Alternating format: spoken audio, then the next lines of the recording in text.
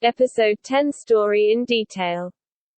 Early the next morning, Hari rushes over to Young Seo's apartment for some emergency cockroach extermination.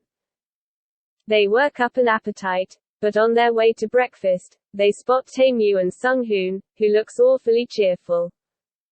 How dare he look so happy when he should be groveling at Young Seo's feet? Young Seo hails a cab, and they follow the boys all the way to an orphanage. Young Seo is spit-and mad, but she loses all her fighting spirit when she's introduced to Sung-hoon's mother, cameo by Kim Young-young, the nun that runs the orphanage. She and Young Seo enjoy a private conversation, and she knows Sung-hoon well enough to suspect that he messed up and then dragged his feet apologizing. Yeah. That sounds about right. The tidbits she reveals about Sung-hoon's past and personality help Young Seo to realize she still has a lot to learn about her new boyfriend. Perhaps she should be more understanding of how he handled the situation because they're both still adapting to their relationship. So, when Young Seo and Sung-hoon have a quiet moment together, she not only forgives him, but volunteers more information about herself as a symbolic way of bridging the gap in their knowledge of one another. While Young Seo and Sung-hoon resolve their conflict, Hari and Tae-Moo have their own heart-to-heart, and she reiterates her fear to meet Grandpa.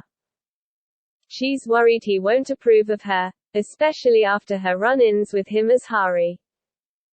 Tae-Moo says he's willing to wait until she's ready.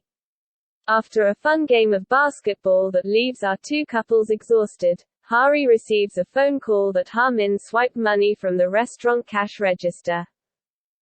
As Young Seo and Hari try to contact Ha-min, an exhausted hiker, and her whole group of pals, convince Hari and friends to open up the restaurant.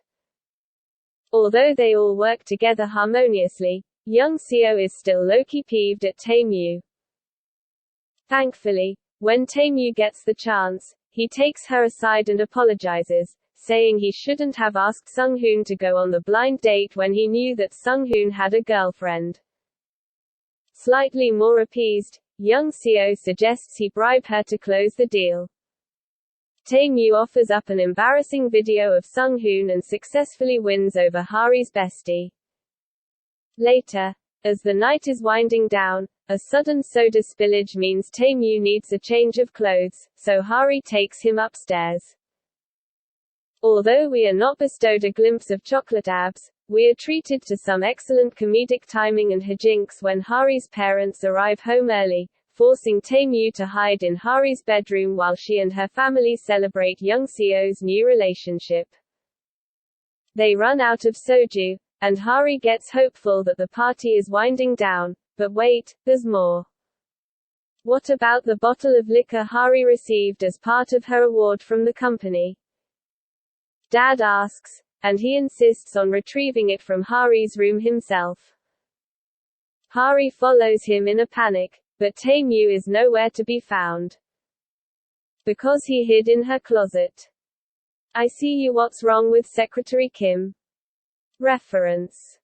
Alone in Hari's room, she and Tae-Moo try to find an alternate exit. Hari suggests the window, but alas, that's where Tae-Moo's similarities to an Archaeopteryx end. Without the ability to fly, they mutually agree that he will be just as extinct as his namesake if he tries to jump down. With a little help from Young Seo and Sung-hoon, they're able to distract her parents long enough to escape via the front door, but they celebrate too soon. Ha-min catches them holding hands. Tae-Moo introduces himself as the president of Go Food and Hari's boyfriend, and Ha-min does the calculations, realizes Tae-Moo is rich, and calls him brother-in-law. Tae-Moo is so happy to be addressed as part of the family that he readily hands over his limitless credit card, Ha. But Hari, of course, takes it away. She and Ha-min come to an understanding. She won't tell their parents he stole the money if he won't tell them about her boyfriend. At work, gossip about other company couples is rampant, and Hari is repeatedly reminded of why she should keep her workplace relationship, with the boss, no less, a secret. Even the latest episode of Be Strong, Jeom-hee features a scene where Jeom-hee is rejected by her future in-laws. And with young Seo's father looking extremely peeved to find out his daughter is dating a lowly secretary, we can only assume that things aren't going to go well for at least one of our chaebol commoner pairings. As if the aforementioned events weren't ominous enough, Yoo-ra meets Hari at a wine bar, where Yoo-ra admits she only dated Min-woo so that Hari couldn't. She's also surprised that Hari didn't tell Min-woo that she cheated on him. Min-woo overhears the tail end of their conversation and chases after Hari instead of staying behind with Yoo-ra. Hari, once again, has to put him in his place and remind him that his girlfriend is in the other direction. With the way he's behaving, it's no wonder his Yoo-ra is insecure. On the bright side, I guess we should thank Min-woo for providing an excellent foil for Tae-myu. Hari may have a few hang-ups about her relationship, but the new lens through which she sees Min-woo allows her to appreciate Tae-myu's puppy-like faithfulness. And she's going to need a strong foundation for whenever they go public and people begin to gossip and question their compatibility. Hari invites Tae-myu out on a date after work, but it starts to rain. Tae-myu's eyes widen in panic, but Hari is prepared. She whips out a yellow umbrella, covers his head, and tells him that there's a specific kind of date she's always wanted to go on while it was raining. The date she has in mind involves taking the subway and visiting a flower shop before dinner at a restaurant, where Tae-myu is to not talk about work-related topics. In the middle of dinner, Tae-myu steps out to take a phone call, and Hari realizes it's raining again. She moves to sit on the other side of the table so she can block Tae-myu's view of the downpour. Her actions prompt a series of flashbacks that reveal Hari not only knows about Tae-myu's phobia of the rain, but has been strategically helping him avoid it all evening.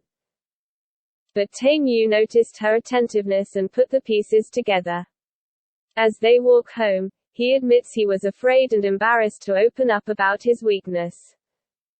He didn't want to appear pathetic in front of the woman he likes. She hugs him, and they have a quiet moment together before Tae-myu calls for his driver.